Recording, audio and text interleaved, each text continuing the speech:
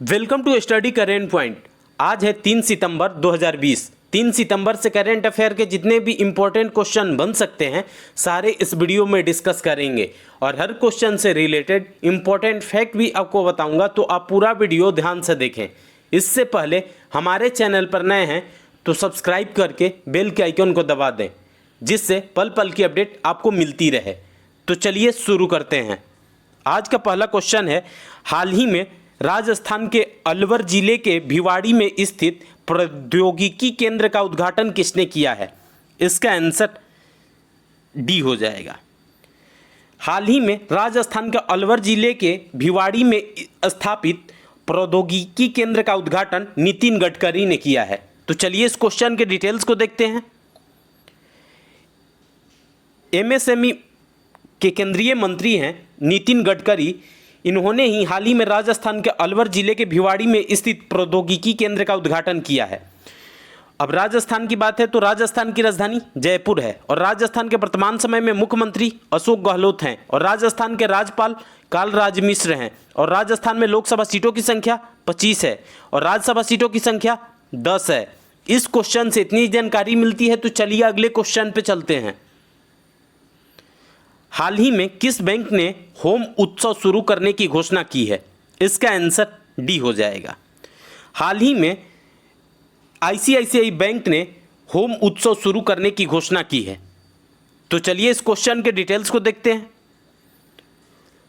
यह एक आभासी संपत्ति प्रदर्शनी है जो देश भर के प्रमुख शहरों के प्रसिद्ध डेवलपर्स द्वारा डिजिटल रूप से रियल एस्टेट परियोजनाओं का प्रदर्शन करती है। यह आईसीआईसीआई बैंक के ग्राहकों और गैर ग्राहकों सभी के लिए उपलब्ध है। इस क्वेश्चन से इतनी जानकारी मिलती है। तो चलिए अगले क्वेश्चन पे चलते हैं। हाल ही में प्रेस ट्रस्ट ऑफ इंडिया के अध्यक्ष के रूप में किसे चुना गया है? इसका आंसर बी हो जाएगा। हाल ही में प्रेस ट्रस्ट ऑफ इंडिया के अध्यक्ष के रूप में एवेक सरकार को चुना गया है। तो चलिए इस क्वेश्चन के डिटेल्स को देखते हैं। एमेरिटस के संपादक और आनंद बजाज ग्रुप ऑफ पब्लिकेशन के उपाध्यक्ष एवेक सरकार को प्रेस ट्रस्ट ऑफ इंडिया का अध्यक्ष चुना गया है। उन्हें पंजाब केसरी समूह के अखबारों के मुख्य संपादक विजय कुमार चोपड़ा का स्थान दिया गया है। इस क्वेश्चन से इतनी जानकारी मिलती है। तो चलिए अगले क्वेश्चन पे चलते हैं। हाल ही में किसको केंद्रीय प्रत्यक्ष कर बोर्ड के अध्यक्ष के रूप में फरवरी 2021 तक 6 महीने का विस्तार दिया गया है? इसका आंसर ए हो जाएगा। प्रमोद चंद्र मोदी को हाल ही में केंद्रीय प्रत्यक्ष कर बोर्ड के अध्यक्ष के रूप में फरवरी 2021 तक 6 महीने का विस्तार दिया गया है। तो चलिए इस क्वेश्चन के डिटेल्स को देखते हैं। प्रमोद चंद्र मोदी 1982 बैच के भारतीय राजस्व सेवा के अधिकारी थे। प्रमोद चंद्र मोदी को फरवरी 2019 में केंद्रीय प्रत्यक्ष कर बोर्ड का अध्यक्ष चुना गया था और इनका हाल ही में 31 अगस्त 2020 को इनका कार्यकाल समाप्त होने वाली थी, जो इसको बढ़ा करके फरवरी 2021 तक कर दी गई है। तो चलिए अगले क्वेश्चन पे चलते हैं।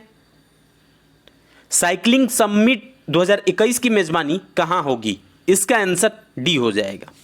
साइकिलिंग समिट 2021 की मेजबानी मुंबई में भी होगी, बेंगलुरु में भी होगी और दिल्ली में भी होगी।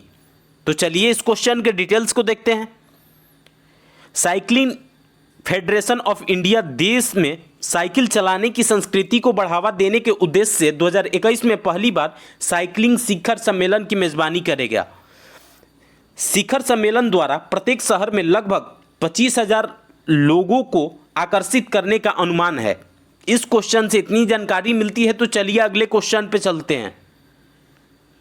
हाल ही में सकल जीएसटी राजस्व के रूप में कितना पैसा एकत्र किया गया है?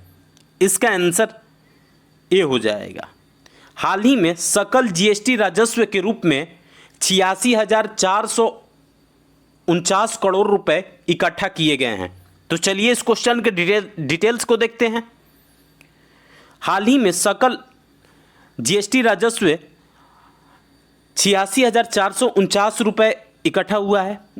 इसमें से सीजीएसटी 15,906 करोड़ है और एसजीएसटी 21,064 करोड़ है और आईजीएसटी 42,264 करोड़ रुपए है। तो चलिए अगले क्वेश्चन पे चलते हैं। हाल ही में किस राज्य ने बिजली चोरी के लगातार मामले की समस्या को दूर करने के लिए राज्य के प्रत्येक जिले में विशेष बिजली विरोधी चोरी पुलिस स्टेशन स्थापित करने का निर्णय लिया है? इसका आंसर ए हो जाएगा। उत्तर प्रदेश राज्य ने हाल ही में बिजली चोरी के लगातार मामलों की समस्याओं को दूर करने के लिए राज्य के प्रत्येक जिले में विशेष बिजली विरोधी चोरी पुलिस स्टेशन स्थापित करने का निर्णय लिया है। तो चलिए इस क्वेश्चन के डिटेल्स को देखते हैं। अब उत्तर प्रदेश की बात है तो उत्तर प्रदेश की राजधानी लखनऊ है और लखनऊ गोमती नदी के किनारे स्थित है और उत्तर प्रदेश के वर्तमान समय में मुख्यमंत्री योगी आदित्यनाथ हैं और उत्तर प्रदेश के राज्यपाल आनंदीबेन पटेल हैं और उत्तर प्रदेश में लोकसभा सीटों की संख्या 80 है और राज्यसभा सीटों की संख्या 31 है। इस क्वेश्चन से इतनी जानकारी मिलती है तो चलिए अगले क्वेश्चन पे चलते हैं। हर साल विश्व नारियल दिवस कब मनाया जाता है? इसका आंसर डी हो जाएगा। हर साल विश्व नारियल दिवस 2 सितंबर को मनाया जाता है। तो चलिए इस क्वेश्चन के डिटेल्स को देखते हैं। यह 2009 के बाद से एशिया प्रशांत नारियल समुदाय के तत्वाधान में मनाया जा रहा है ताकि इस रोपण फसल के बारे में ध्यान और जागरूकता बढ़ सके। भारत में नारियल उत्पादन में केरल सबसे ऊपर है, लेकिन तमिलनाडु और कर्नाटक भी इस क्षेत्र में ऊपर उठ रहे हैं। तमिलनाडु में वार्षिक उत्पादन लगभग 2 करोड़ 17 लाख नारियल की है। इस क्वेश्चन से इतनी जानकारी मिलती है तो चलिए अगले क्वेश्चन पे चलते हैं। हाल ही में किसने भारत के नए चुनाव आयुक्त के रूप में पदभार ग्रहण किया है? इसका आंसर ए हो जाएगा। हाल ही में भारत के नए चुनाव आयुक्त के रूप में राजीव कुमार ने पदभार ग्रहण किया है। तो चलिए इस क्वेश्चन के डिटेल्स को देखते हैं। वह मुख्य चुनाव आयुक्त सुनील अरोड़ा और चुनाव आयुक्त सुशील चंद्रा के साथ भारत निर्वाचन आयोग में शामिल हुए हैं। राजीव कुमार 1984 बैच के भारतीय प्रशासनिक सेवा के अधिकारी हैं। इस क्वेश्चन से इतनी जानकारी मिलती है तो चलिए अगले क्वेश्चन पे चलते हैं।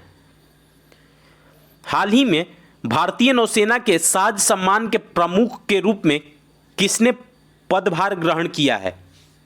इसका आंसर सी हो जाएगा। हाल ही में भारतीय नौसेना के साज सम्मान के प्रमुख के रूप में एस.आर. शर्मा ने पदभार ग्रहण किया है। तो चलिए इस क्वेश्चन के डिटेल्स को देखते हैं। Vice admiral SR. शर्मा ने भारतीय नौसेना के साज सम्मान के प्रमुख के रूप में पदभार ग्रहण किया है। 3.5 दशकों में के अपने शानदार करियर के दौरान एडमिरल शर्मा ने भारतीय नौसेना के जहाजों विंध्यागिरी, राणा, कृष्णा और मैसूर में विभिन्न क्षमताओं में सेवा की है। इस क्वेश्चन से इतनी जानकारी मिलती है तो चलिए अगले क्वेश्चन पे चलते हैं। हाल ही में निम्न में से कौन सा लगभग 500 परियोजनाओं के विकास पर 1.22 लाख करोड़ रुपए से अधिक का निवेश करेगा? इसका आंसर ए हो जाएगा। हाल ही में कोल इंडिया लिमिटेड ने लगभग 500 परियोजनाओं के विकास पर 1.22 लाख करोड़ रुपए से अधिक का निवेश करेगा। तो चलिए इस क्वेश्चन के डिटेल्स को देखते हैं। परियोजनाएं देश में कोयला निकासी, बुनियादी ढांचे, परियोजना विकास, अन्वेषण और स्वच्छ कोयला प्रौद्योगिकी से संबंधित है। निवेश का लक्ष्य भारत को कोयला के मामले में आत्मनिर्भर बनाना है और 2023-24 तक 1 बिलियन टन का उत्पादन लक्ष्य हासिल करना है। इस क्वेश्चन से इतनी जानकारी मिलती है तो चलिए अगले क्वेश्चन पे चलते हैं। हाल ही में चीन किसकी कांस्य प्रतिमा का अनावरण करने के लिए तैयार है? इसका आंसर सी हो जाएगा। हाल ही में चीन द्वारकानाथ कोटनीस की कांस्य प्रतिमा का अनावरण करने के लिए तैयार है। तो चलिए इस क्वेश्चन के डिटेल्स को देखते हैं। द्वारकानाथ कोटनीस 1938 में दूसरे चीन जापान युद्ध के दौरान चिकित्सा सहायता के लिए चीन भेजे गए 5 भारतीय चिकित्सकों में से एक थे। उनकी सेवाओं की मान्यता में कुछ चीनी शहरों में भी उनकी स्मृतियों को स्थापित किया गया था।